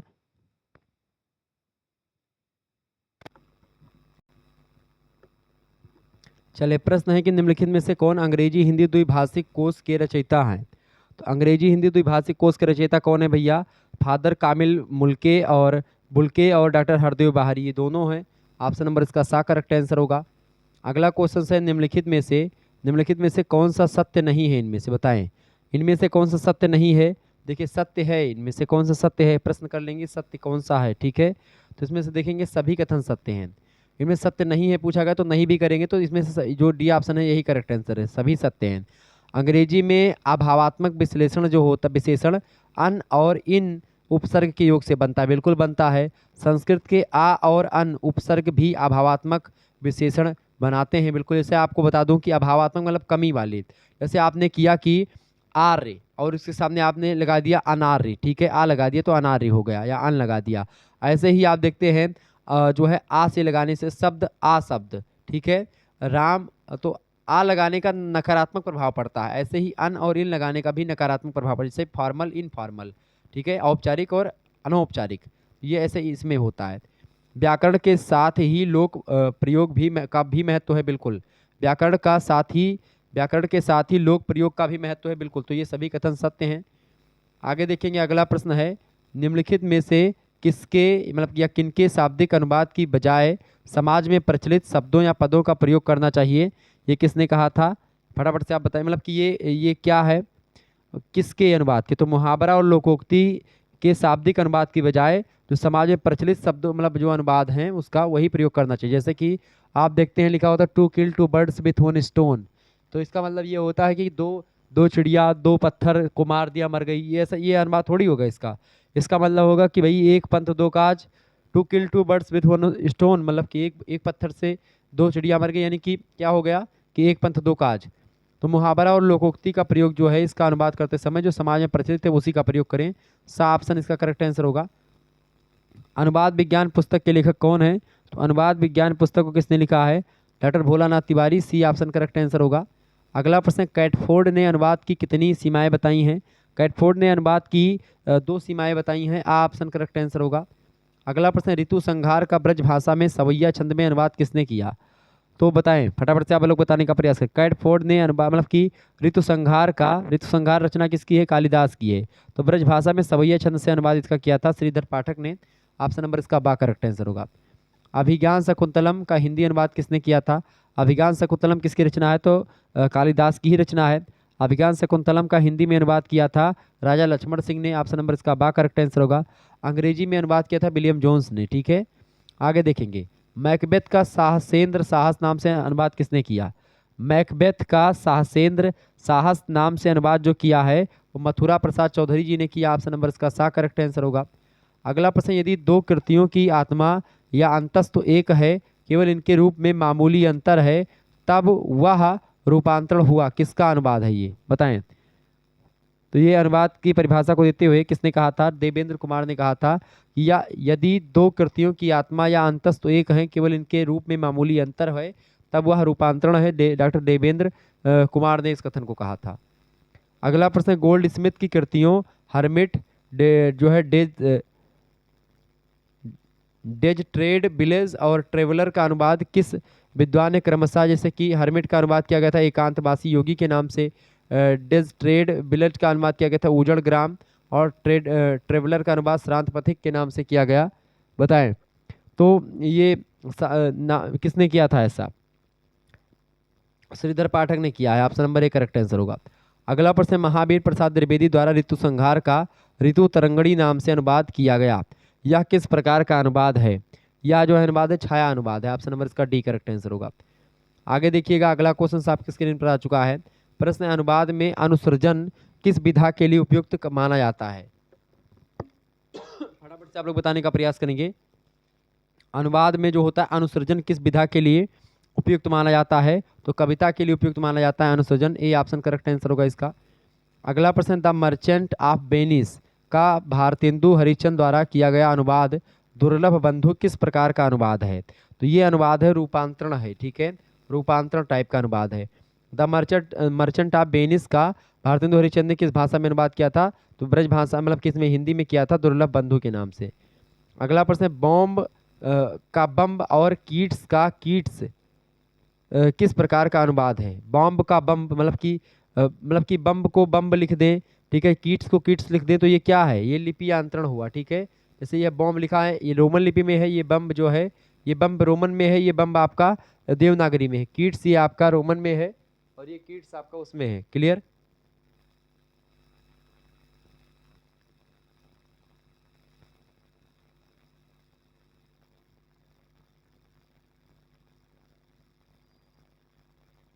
अगला क्वेश्चन से, मेरा दिल बाग बाग हो गया, मेरा दिल बाग बाग हो गया का अंग्रेजी में अनुवाद my heart Beckham garden and garden किस प्रकार का अनुवाद है? बताएं, my heart Beckham garden and garden, मेरा मेरा दिल बाग बाग हो गया, ये किस प्रकार का अनुवाद है अंग्रेजी में? तो ये किस प्रकार का अनुवाद है? शब्द प्रतिशब्द अनुवाद है। ये शब्द, एक शब्द का दूसरा शब्द में अनुवाद हो गया, ठीक है। मेरा मतलब माई, ठीक है, दिल मतलब की हार्ट, बाग यानी मतलब हो गया बीकेम, ठीक है, बाग बाग हो गया, गार्डन एंड गार्डन, ठीक है, बाग बाग हो गया। आगे देखेंगे, द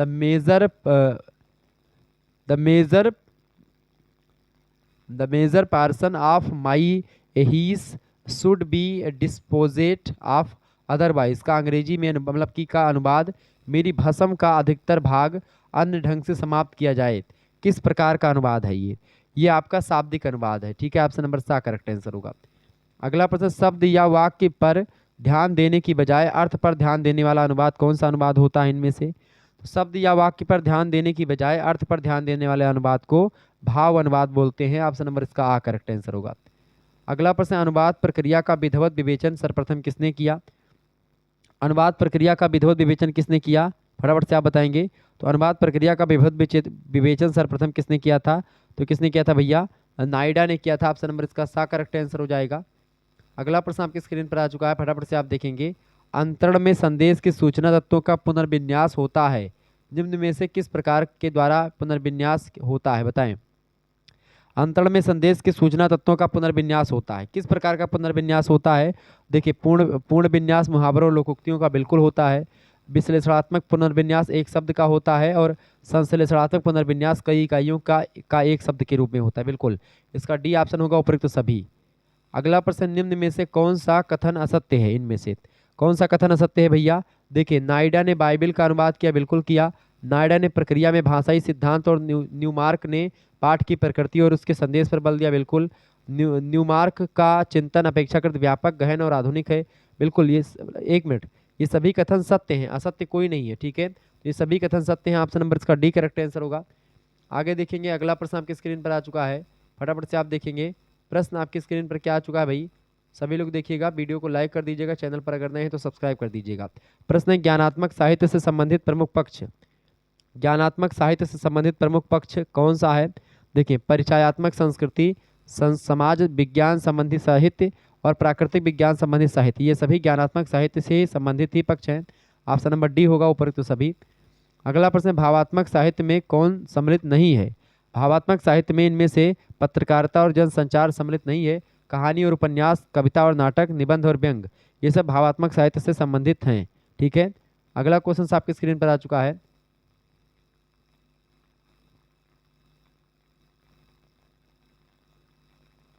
अगला क्वेश्चन आपकी स्क्रीन पर आ चुका है, फटाफट से आप लोग देखने का प्रयास करेंगे। प्रश्न है, अनुवाद के श्रेणीबद्ध भेद हैं। अनुवाद के श्रेणीबद्ध भेद हैं, फटाफट से आप बताएंगे। अनुवाद के श्रेणीबद्ध भेद है शाब्दिक, मुक्त और शब्दसा, मतलब कि शब्दसा। बिल्कुल डी ऑप्शन इसका करेक्ट आंसर होगा, उपरोक्त तो सभी।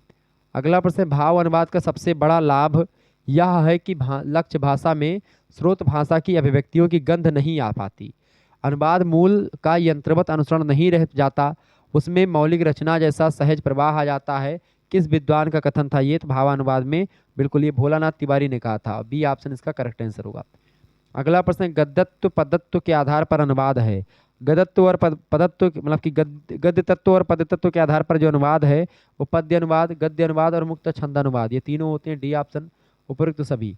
अगला प्रश्न, विषय के आधार पर अनुवाद होते हैं। विषय के आधार पर अनुवाद हैं। विषय के आधार पर ललित अनुवाद, धार्मिक साहित्य का अनुवाद, प्रशासनिक साहित्य का अनुवाद, वैज्ञानिक अनुवाद, पत्रकारिता से रिलेटेड अनुवाद, तो ये सब एक प्रकार से विषय के आधार पर अनुवाद हैं। ऑप्शन नंबर डी होगा उपयुक्त तो सभी। अगला प्रश्न, प्रकृति के आधार पर अनुवाद। प्रकृति के आधार पर अनुवाद के प्रकार हैं। देखिए, भाव अनुवाद, छाया अनुवाद, शब्दानुवाद, सारा अनुवाद, व्याख्या अनुवाद, आदर्श अनुवाद, रूपांतरण, वार्ता अनुवाद और आंसू अनुवाद। वार्ता अनुवाद को ही आंसू अनुवाद बोलते हैं। तो ये सभी अनुवाद प्रकृति के आधार पर, अनुवाद की प्रकृति के आधार पर अनुवाद के प्रकार ये सब हैं। कौन कौन से? भाव अनुवाद, छाया अनुवाद, शब्दानुवाद, आदर्श अनुवाद, आंसू अनुवाद, रूपांतरण, सारा अनुवाद, व्याख्या अनुवाद, ये सब। ठीक है, डी ऑप्शन इसका। अगला प्रश्न, किस अनुवाद में मूल की व्याख्या करते हुए अनुवाद किया जाता है? बताएं, किस अनुवाद में मूल की व्याख्या करते हुए अनुवाद किया जाता है? तो व्याख्या अनुवाद में। ऑप्शन नंबर बा करेक्ट आंसर होगा।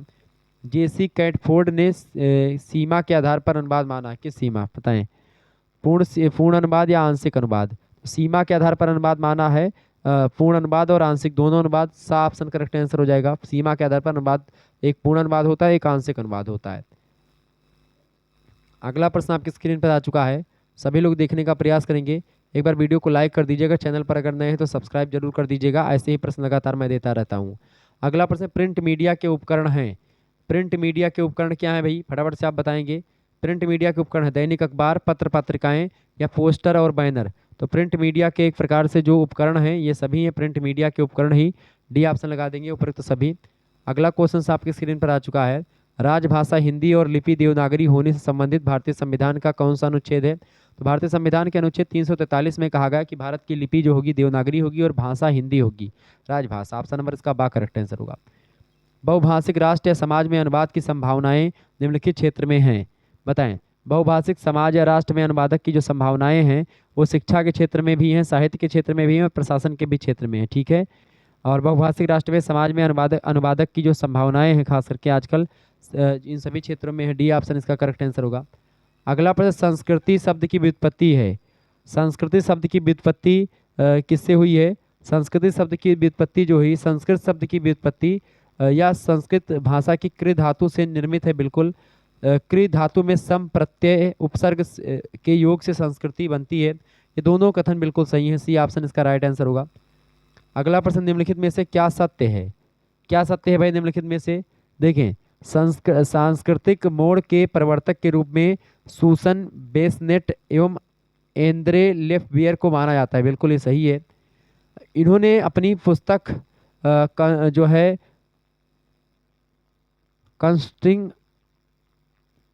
कॉन्स्ट्रक्टिंग कल्चर में अनुवाद को सांस्कृतिक क्रिया माना है।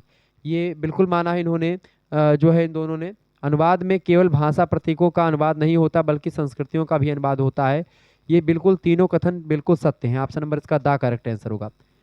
अगला प्रश्न आपसे पूछा गया है, निम्नलिखित में से क्या सत्य है? तो लेफेबियर के अनुवाद को पुनः सृजन कहा तथा लेफेबियर ने अनुवाद को पुनः सृजन कहा और इसके चारों ओर फैले वैचारिक तनाव की बात करी, और बिल्कुल करी। अपने पुस्तक ट्रांसलेशन री writing and the manipulation of literary frame में अनुवाद को केवल भाषाई दायरे से निकाल करके स्वतंत्र इकाई के रूप में स्थापित किया। बिल्कुल, सूसन बेसनेट ने the translation turn in culture studies में पाठ का संबंध सत्ता से जोड़ा।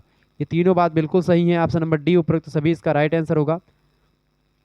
अगला प्रश्न, भाषा यादृच्छिक ध्वनि प्रतीकों की वह व्यवस्था है जिसके सहारे कोई सामाजिक समुदाय परस्पर सहयोग करता है। यह कथन किसका है बताइएगा। तो भाषा यादृच्छिक ध्वनि प्रतीकों की वह व्यवस्था है जिसके सहारे कोई सामाजिक समुदाय परस्पर सहयोग करता है। यह कथन ब्लॉक और ट्रेजर की है। ऑप्शन नंबर इसका सा करेक्ट आंसर होगा। आगे बढ़ते हैं। अगला प्रश्न आपकी स्क्रीन पर आ चुका है, फटाफट से आप लोग देखने का प्रयास करेंगे। प्रश्न बहुत ही महत्वपूर्ण है। प्रश्न है साहित्य कोश है, साहित्य कोश है, बताएं फटाफट से।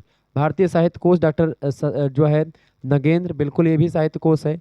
Dictionary of world literary terms Joseph T Shipley का है। Joseph T Shipley, George Allen and Unwin, इन सभी का है। बिल्कुल ये भी ठीक है, ये भी साहित्यिक कोश ही हैं। साहित्यिक परिभाषिक शब्दकोश डॉक्टर महेंद्र चतुर्वेदी तथा डॉक्टर तारकनाथ बाली के द्वारा लिखा गया। तो ये भी बिल्कुल ठीक है, यानी कि ये सब साहित्यिक शब्दकोश ही हैं, ये सब साहित्य कोश हैं। Option number D correct answer होगा। विषय कोश के विषय में सत्य है। विषय कोश मतलब विश्व कोश के विषय में क्या सत्य है। विश्व कोश के विषय में सत्य है विभिन्न विषयों पर व्यापक जानकारी, बिल्कुल ठीक है। विषय अनुसार के स्थान पर वर्ण अनुक्रम में संगठन, ये बात भी बिल्कुल है। और विषयों तथा अवधारणाओं की समुचित जानकारी होना, ये बिल्कुल विश्व कोश के विषय में सत्य है। डी ऑप्शन इसका राइट आंसर होगा। विश्व कोश है, विश्व कोश इनमें से क्या है भाई, देखें जो है इंसाइक्लोपीडिया ब्रिटानिका, यानी अमेरिकन जो है इंसाइक्लोपीडिया, या इसको ये बोलो अमेरिकन इंसाइक्लोपीडिया या इंसाइक्लोपीडिया ब्रिटानिका बोलो, ये दोनों एक प्रकार से विश्व कोश हैं, ठीक है। मतलब एक दोनों का एक ही नाम है ये, ठीक है। ये नाम और ये नाम चाहे ये कहो चाहिए। इसके अलावा कॉलिंस जो है इंसाइक्लोपीडिया, कॉलिंस इंसाइक्लोपीडिया भी एक विश्व कोश है। हिंदी विश्व कोश डॉक्टर नगेंद्र बसु का, ये भी एक विश्व कोश है। डी ऑप्शन ये सभी विश्व कोश हैं। अगला प्रश्न, पुराण और मिथक कोश के विषय में सत्य कथन क्या है। तो किसी संस्कृति से संबंध पुराण कथाओं, मिथक पौराणिक और मिथकीय चरित्र घटनाओं का वर्णन, ये पुराण और मिथक कोश के बारे में बिल्कुल सत्य कथन है ये, ठीक है। ऑप्शन नंबर इसका ए करेक्ट आंसर हो जाएगा। ओके, आगे देखते हैं। अगला क्वेश्चन आप देखने का प्रयास करेंगे। पौराणिक कोश के उदाहरण हैं।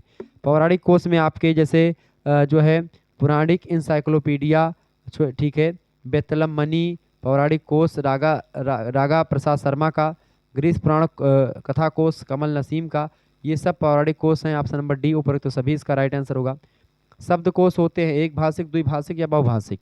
शब्दकोश ये तीनों प्रकार के होते हैं, एक भाषिक, द्विभाषिक और बहुभाषिक। D option. अगला प्रश्न, कोश में क्या रहता है। कोश में क्या रहता है, कोश में वर्ण क्रम में शब्द लिखे रहते हैं, यानी कि ऐसे पहले मान लेते का वाले शब्द हैं तो का वाले शब्द लिख जाएंगे, उसके बाद में खा वाले, फिर गा वाले, इस तरीके से। तो वर्ण अनुक्रम में लिखते हैं। शब्दों का अर्थ भी उनके सामने लिखा रहता है। व्याकरण कोटि और उनकी प्रकृति, उनका संदर्भ, कहाँ से शब्द निकले हैं, सारी चीज़ें कोश में आपको मिल जाएगी, उपयुक्त तो सभी। अगला प्रश्न, संकेत प्रणाली के विषय में क्या सत्य है, बताएं। संकेत प्रणाली के विषय में क्या सत्य है भैया। संकेत प्रणाली के संदर्भ में क्या सत्य है, तो देखें शब्दकोश के प्रारंभ में ही कुछ कोड या मतलब कोड और संकेत तालिका उपलब्ध होती है। मुख्यतः अंग्रेजी शब्दकोश में उच्चारण संकेत भी रहते हैं, और अंग्रेजी शब्दकोशों में उच्चारण और अक्षर विभाजन के साथ ही बलाघात का चिन्ह भी रहता है। बिल्कुल, बलाघात मतलब जैसे कि कोई जो है साइलेंट है कोई अक्षर, तो वो सब। तो डी ऑप्शन उपरोक्त सभी इसका करेक्ट आंसर हो जाएगा। अगला प्रश्न आपकी स्क्रीन पर आ चुका है, सभी लोग देखिएगा और आप इस चैनल को सब्सक्राइब कर लीजिएगा। इसके अलावा अगर आपको को करिकुलर परीक्षाओं की तैयारी, को करिकुलर परीक्षाओं को लेकर के आप परेशान हैं कि कहाँ पर करें, तो आप उसके लिए मैंने चैनल बना दिया है को करिकुलर मास्टर नाम से। तो आप को करिकुलर मास्टर यूट्यूब चैनल को सब्सक्राइब कर लीजिएगा। आपकी परीक्षा के लिए बहुत ही महत्वपूर्ण चैनल है वो, ठीक है। और वहाँ पर आपको तमाम प्रकार की वीडियोज़ आपको मिलती रहेंगी जो कि आपकी परीक्षा में मदद करेंगी आपकी, ठीक है। चलिए, प्रश्न आपकी स्क्रीन पर आ चुका है। भार्गव आदर्श हिंदी शब्दकोश किस वर्ष प्रकाशित हुआ, तो प्रकाशित हुआ था वो 1950 में। ऑप्शन नंबर इसका सा करेक्ट आंसर होगा। अगला प्रश्न, हिंदी कन्नड़ कोश के संपादक हैं। हिंदी कन्नड़ कोश के संपादक हैं जो है भावा जम्बूनाथन। ऑप्शन नंबर इसका सा करेक्ट आंसर होगा। अगला प्रश्न, राष्ट्रभाषा कोश किस वर्ष प्रकाशित हुआ, तो राष्ट्रभाषा कोश किस वर्ष प्रकाशित हुआ, 1951 में प्रकाशित हुआ। ऑप्शन नंबर इसका बा करेक्ट आंसर हो जाएगा। अगला प्रश्न आपकी स्क्रीन पर आ चुका है, हिंदी शब्द सागर का परिवर्धित संस्करण कितने खंडों में प्रकाशित हुआ, तो हिंदी शब्द सागर का परिवर्धित संस्करण जो है कितने खंडों में प्रकाशित हुआ, तो 11 खंडों में प्रकाशित हुआ है। इसका सा ऑप्शन करेक्ट आंसर होगा। अगला प्रश्न, विश्व उच्चारण कोश के संपादक कौन है, विश्व उच्चारण कोश के संपादक हैं कृष्ण कुमार भार्गव। ऑप्शन नंबर इसका बा करेक्ट आंसर होगा। लेस्ली लेस्ली ब्राउन द्वारा संपादित the new shorter Oxford English dictionary on historical principles का प्रकाशन किस वर्ष हुआ? तो 1992 में इसका प्रकाशन हुआ। किसने लिखा है इस रचना को?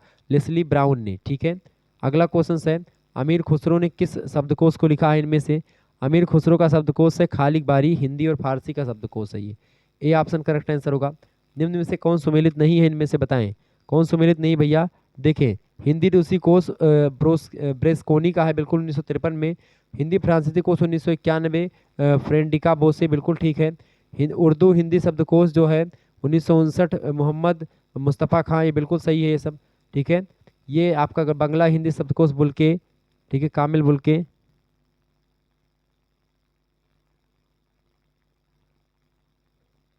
तो यही इनमें सही नहीं है, बाकी तीनों सही, तो डी ऑप्शन इसमें सुमेलित नहीं है। अगला क्वेश्चन है अंतर्राष्ट्रीयवादी परिभाषिक शब्दावली का संप्रदाय की सीमा है। अंतर्राष्ट्रीयवादी परिभाषिक शब्दावली संप्रदाय की सीमा क्या है? अंग्रेजी भाषा का औपनिवेशिक होना, कोई भी समुन्नत देश दूसरी भाषाओं से शब्द नहीं ग्रहण कर सकता, इसकी सीमा है। और यह भाषा की अस्मिता का प्रश्न है, बिल्कुल ये सभी। इसका करेक्ट आंसर क्या, मतलब ये क्या है? अंग्रेजी भाषा और औपनिवेशिक, इसका बा और सा केवल करेक्ट आंसर हो जाएगा, ये वाला। ठीक है, बा और सा, बाकी नहीं करेक्ट है। आगे देखिएगा, अगला प्रश्न आपकी स्क्रीन पर आ चुका है। काशी नगरी प्रचारी सभा द्वारा प्रकाशित कोशों में कौन सा सुमेलित है? काशी नगरी प्रचारी सभा द्वारा प्रकाशित कोशों में कौन सा सुमेलित है? फटाफट से आप बताएंगे। तो काशी नगरी प्रचारी द्वारा प्रकाशित कोशों में क्या सम्मिलित है भाई? देखिए, इनमें से Joseph Taylor 1811, Faulkner 1850, Patrick Carnegie, Wilson 1855, S W Phelan 1858, William Cook 1879, ये सभी काशी नगरी प्रचारी सभा के द्वारा प्रकाशित कोश में सम्मिलित हैं। डी ऑप्शन इसका करेक्ट आंसर होगा ये सभी। अगला प्रश्न, काशी नगरी प्रचारी सभा के द्वारा प्रकाशित कोशों में कौन सा सुमेलित है? इनमें से देखिए, इनमें से आपका 1901 में गणित संपादक श्याम सुंदर दास, ये भी ठीक है। दर्शन को लेकर के 1902 में महावीर प्रसाद द्विवेदी ने स्वयं लिखा। 1902 में भौतिक संपादक डॉक्टर मतलब कि ठाकुर प्रसाद खत्री, बिल्कुल इसका डी ऑप्शन होगा, उपरोक्त तो सभी सही है। अगला प्रश्न, सुख संपदा राय भंडारी के द्वारा the 20th century English Hindi dictionary कब प्रकाशित हुई? बताएं। तो ये जो है भंडारी संपत राय भंडारी की रचना है the 20th century English Hindi dictionary. इसका प्रकाशन हुआ 1935 में। डी ऑप्शन इसका करेक्ट आंसर होगा। डॉक्टर रघुवीर के द्वारा संपादित कार्य में महत्वपूर्ण है। तो इनमें से कौन सा कार्य महत्वपूर्ण है? इनमें इनका डॉक्टर रघुवीर का 1943 और 46 में द ग्रेट इंडियन डिक्शनरी प्रकाशित की इन्होंने, बिल्कुल। और 1955 ईस्वी में comprehensive English dictionary English Hindi dictionary का प्रकाशन करवाया। ये दोनों सही हैं, उपरोक्त दोनों, इसका करेक्ट आंसर हो जाएगा सी ऑप्शन। अगला प्रश्न, हिंदी साहित्य सम्मेलन प्रयाग के कोश निर्माण संबंधी प्रयासों में सुमेलित है? बताएं। हिंदी साहित्य सम्मेलन प्रयाग के कोश निर्माण से निर्माण संबंधी प्रयासों में सुमेलित कौन है? तो इनमें से राहुल संकृत्यान व AC सेनगुप्त सम्मिलित हैं प्रत्यक्ष शरीर कोश से। 1952 डॉक्टर ब्रजकिशोर मालवीय जीव रसायन कोश, बिल्कुल ठीक है। 1953 SC सेनगुप्त भूतत्व विज्ञान कोश, ये तीनों सही है, ऑप्शन नंबर डी ठीक है, ये सभी सुमेलित हैं। अगला क्वेश्चन से फादर कामिल बुल्के द्वारा संपादित अ टेक्निकल हिंदी ग्लासरी का प्रकाशन कब हुआ? तो अ टेक्निकल हिंदी ग्लासरी का प्रकाशन जो हुआ है, कब हुआ है? 1955 में फादर कामिल बुल्के के द्वारा संपादित है, बी ऑप्शन। अगला प्रश्न, लोकसभा सचिवालय के द्वारा glossary of parliamentary legal and administrative terms का प्रकाशन कब हुआ? तो इसका प्रकाशन हुआ था 1957 में, ऑप्शन नंबर इसका आ करेक्ट आंसर होगा। अगला प्रश्न, शुद्धतावादी संप्रदाय के अन्य नाम हैं? शुद्धतावादी संप्रदाय के अन्य नाम क्या है भाई? देखिए, शुद्धतावादी संप्रदाय को पुनरुत्थान मतलब कि पुनरुद्धारवादी, राष्ट्रीयवादी, राष्ट्रीयतावादी, संस्कृतिवादी, प्राचीनतावादी, ये सब बोलते हैं, ऑप्शन नंबर डी उपयुक्त तो सभी करेक्ट आंसर हो जाएगा। सर्वाधिकार स्वीकार मत क्या है? सर्वाधिकार स्वीकार मत जो है वो है समन्वयवादी, ऑप्शन नंबर इसका बा करेक्ट आंसर होगा। अगला क्वेश्चन आपकी स्क्रीन पर आ चुका है, फटाफट से आप लोग देखने का प्रयास करेंगे। ये बढ़िया प्रश्न है, अनुवाद समीक्षा के विषय में सत्य कथन क्या है? अनुवाद समीक्षा के विषय में क्या कथन सत्य, मतलब क्या सत्य है भाई? तो यह मूल पाठ की तुलना में अनुदित पाठ के गुण दोष का विवेचन है, बिल्कुल है। यह अनुवाद सिद्धांत के आधार पर मूल्यांकन कर अनुदित कृति को स्वतंत्र रूप से जांचा जाता है, इसमें बिल्कुल है। इसमें अनुवाद की स्तरीयता और गुणवत्ता का पता चलता है। बिल्कुल, तो अनुवाद मूल्य समीक्षा में ये सभी बातें होती हैं। डी ऑप्शन इसका करेक्ट आंसर होगा। अनुवाद अनुवाद समीक्षक के लिए जरूरी होता है क्या? अनुवाद समीक्षक के लिए जरूरी होता है क्या भाई? वह अनुवादक होना चाहिए, वह अनुवाद मर्मज्ञ हो, अनुवादक और मर्मज्ञ मतलब कि अनुवादक एवं मर्मज्ञ दोनों हो। इसका करेक्ट आंसर क्या हो जाएगा? सी ऑप्शन, अनुवादक और मर्मज्ञ दोनों हो। अगला प्रश्न, अनुवाद समीक्षा का महत्व और उपयोगिता क्या है? अनुवाद समीक्षा का महत्व और उपयोगिता क्या है? फटाफट से आप लोग बताने का प्रयास करेंगे। तो अनुवाद समीक्षक के लिए जरूरी तो हो गया है आपका। अनुवाद समीक्षा का महत्व और उपयोगिता, मूल पाठ के भाषाई और भाषेतर अंतरण का मूल्यांकन, बिल्कुल ठीक है। अनुवाद की स्थिरता को बढ़ाना और श्रेष्ठ अनुवाद का मानक स्थापित करना, ये डी ऑप्शन होगा उपरोक्त सभी इसके महत्व और उपयोगिता है। अगला प्रश्न है, अनुवाद समीक्षा के भेद के विषय में क्या सत्य है? बताएं। तो अनुवाद अनुवाद समीक्षा के भेद के विषय में क्या सत्य है? देखें, यह दो प्रकार की होती है, वर्णनात्मक और तुलनात्मक। बिल्कुल, अनुवाद समीक्षा वर्णनात्मक समीक्षा के में मूल पाठ के अनुवाद की समीक्षा की जाती है और तुलनात्मक समीक्षा में मूल पाठ के कम से कम 2 शब्दों की समीक्षा करी जाती है। तो बिल्कुल ये तीनों कथन सत्य हैं, डी ऑप्शन उपरोक्त सभी। अगला प्रश्न, वर्णनात्मक समीक्षा के विषय में सत्य कथन क्या है? वर्णनात्मक समीक्षा के विषय में क्या सत्य है भाई? देखिए, वर्णनात्मक समीक्षा के विषय की अगर बात करें तो इसमें मूल पाठ का अनुवाद से मिलान करते हुए अनुवाद की समीक्षा करी जाती है। इसमें 2 अनुवादों की तुलना भी की जाती है, ठीक है, वर्णनात्मक समीक्षा में। सी ऑप्शन इसका करेक्ट आंसर होगा, आ और बा दोनों। आगे देखेंगे, पुनरीक्षण। पुनरीक्षण के विषय में क्या सत्य है? पुनरीक्षण के विषय में सत्य क्या है? यह अनुवाद प्रक्रिया का अंतिम सोपान है। अनुवाद के तीसरे सोपान पुनर्रचना पुनर्गठन में यह प्रक्रिया समाहित है। यह बाथगेट द्वारा प्रतिपादित 7 सोपान में यह छठा है। बताएं इसका करेक्ट आंसर क्या हो जाएगा? डी ऑप्शन उपरोक्त सभी। अगला प्रश्न है, पुनरीक्षण प्रक्रिया के सोपान है। पुनरीक्षण प्रक्रिया के सोपान हैं, देखें, मूल पाठ और अनुवाद का पाठन करना, दोनों का मिलान करना, पुनरीक्षण में कथ्यगत और अशुद्धियों मतलब कथ्यगत अशुद्धियों का परिमार्जन करना। डी ऑप्शन, पुनरीक्षण प्रक्रिया में सभी सोपान शामिल हैं। पुनरीक्षण प्रक्रिया के अन्य सोपान कौन से हैं? पुनरीक्षण प्रक्रिया के अन्य सोपानों में विषय परक अशुद्धियों का परिमार्जन, मतलब कि पुनरीक्षण और मूल्यांकन समीक्षा, इसका मतलब सीधा सीधा होता है कि भाई अनुवाद हो गया है, अब अनुवाद कितना सही है कितना गलत है इसकी जांच परख करना, क्या गलत है उसको सही करना, यही सब अनुवाद की पुनरीक्षण और यही सब होता है इसका, ठीक है, समीक्षा मूल्यांकन ये सब। पुनरीक्षण प्रक्रिया के अन्य सोपान कौन से हैं? विषय परक अशुद्धियों का परिमार्जन और भाषागत शैली संबंधी सुधार करना। अनुदित पाठ के लक्ष्य भाषा संस्कृति की दृष्टि से जिस दृष्टि से जाँच करना, प्रारूप संपादन करना। ये सभी करेक्ट आंसर हो जाएगा उपरोक्त सभी। अगला प्रश्न, पुनरीक्षण के विभिन्न प्रकार हैं। पुनरीक्षण के विभिन्न प्रकार में आपका स्वपुनरीक्षण एक होता है, एक पश्चिगामी पुनरीक्षण होता है, एक पुनरोगामी और एक बहुस्तरीय पुनरीक्षण होता है। तो सभी प्रकार के पुनरीक्षण होते हैं, डी ऑप्शन इसका करेक्ट आंसर होगा। आगे देखेंगे, अगला प्रश्न आपकी स्क्रीन पर आ चुका है। ये बढ़िया प्रश्न है और परीक्षा की दृष्टि से बहुत ही जबरदस्त प्रश्न है। वीडियो को लाइक कर दीजिएगा, चैनल पर अगर नए आए हैं तो सब्सक्राइब जरूर कर दीजिएगा, ठीक है। चलें, प्रश्न है, भावार्थ पर आधारित पदनाम या विभाग है। भावार्थ पर आधारित पदनाम या विभाग कौन सा इनमें से? देखिए, विदेश संबंध प्रभाग, ये आपका जो है ये है भावार्थ पर आधारित। मंत्रिमंडलीय सदस्य और निर्वाचन अधिकारी, ये सब भावार्थ पर आधारित पदनाम या विभाग हैं। ऑप्शन नंबर इसका डी करेक्ट आंसर होगा उपरोक्त सभी। अगला प्रश्न, चीफ से संबंधित शब्दों के सही अनुवाद हैं, बताइएगा। चीफ से संबंधित शब्दों के सही अनुवाद हैं इनमें से कौन? देखिए, मुख्य सलाहकार चीफ एडवाइजर बिल्कुल कहा जाता है। वायुसेना अध्यक्ष जो है चीफ ऑफ एयर स्टाफ, ठीक है। इंजीनियरिंग सेवा प्रमुख को चीफ ऑफ इंजीनियरिंग सर्विसेज बोलते हैं। तो ऊपर तो सभी करेक्ट आंसर हो जाएगा, इसका सही अनुवाद ये सभी है। अगला प्रश्न, हेड से संबंधित शब्दों के सही अनुवाद क्या है? तो हेड में देखिए, हेड ऑफ स्टेट राष्ट्र का प्रधान, बिल्कुल ठीक है। हेड क्वार्टर्स मुख्यालय, बिल्कुल ठीक है। हेड ऑफ डिपार्टमेंट विभागाध्यक्ष, बिल्कुल, ये चोटी जिसको बोलते हैं, तो ये बिल्कुल ठीक है। डी ऑप्शन उपरोक्त सभी अनुवाद सही हैं।